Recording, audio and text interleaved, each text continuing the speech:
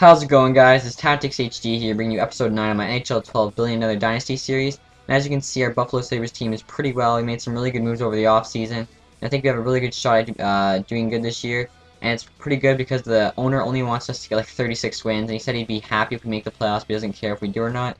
So that's good because that pretty much gives us the option to do whatever we want. And as you can see at the All-Star game, I was just over 500. And the only players on my team that made the All-Star game were Tyler Myers, and I think, no, I thought my goalie might have made it, but Pickard didn't make it. So only Tyler Myers is the All-Star that made it. As well, right here we have the trade deadline, guys. And I actually made a really good trade here where I traded a couple prospects. One's 82 overall, and he's like early 20s. The other's a teenager. 2 7ths and a 6th for this really good prospect, Volchinkov on Nashville. 79 overall, 2A forward center, A- BB potential. Plus he's got a low salary, and he's basically a really good prospect. And I was able to get him.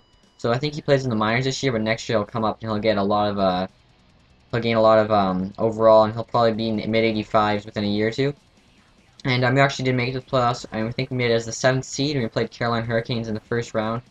And I don't know what it was, but we ended up getting swept, as you guys can see here. We lost 4 games in a row, which kind of sucks. But what are you gonna do? As well, our AHL team made it to the playoffs, but they also lost. I think they lost in 7 games. Yeah, 7 games.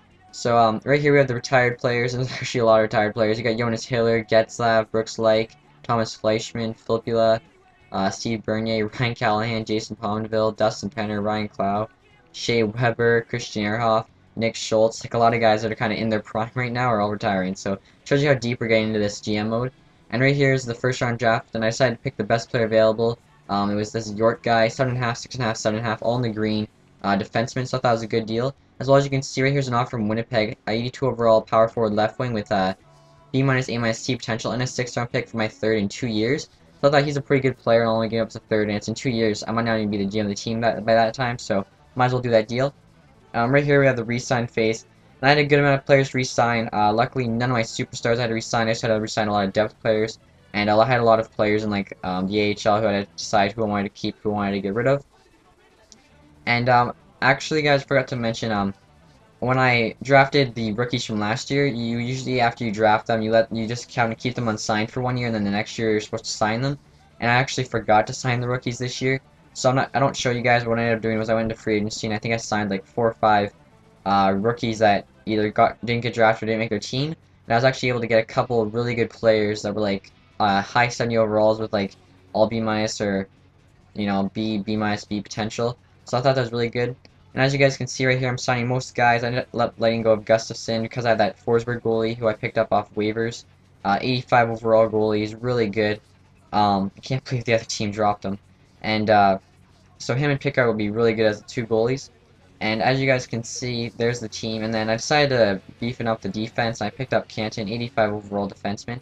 As well, I wanted to replace Wheeler with somebody, so I decided to get Hemsky. He's 2 overall higher, and he's more of an offensive player than Wheeler.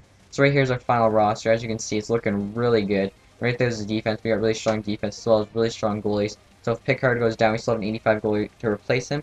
So I think we should have a really good run at the Cup next year, and that'd be great because we still haven't won one. And as you can see, our stats are 100 offense, 100 defense, and 89 goalie.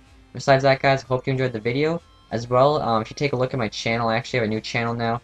I changed to the new channel layout, and my friend made me a new background to go along with that layout. So if you guys wouldn't mind checking that out, I'd really appreciate it. And as always, please like the video if you enjoyed it. Thanks for watching, guys, and have a nice day. Goodbye.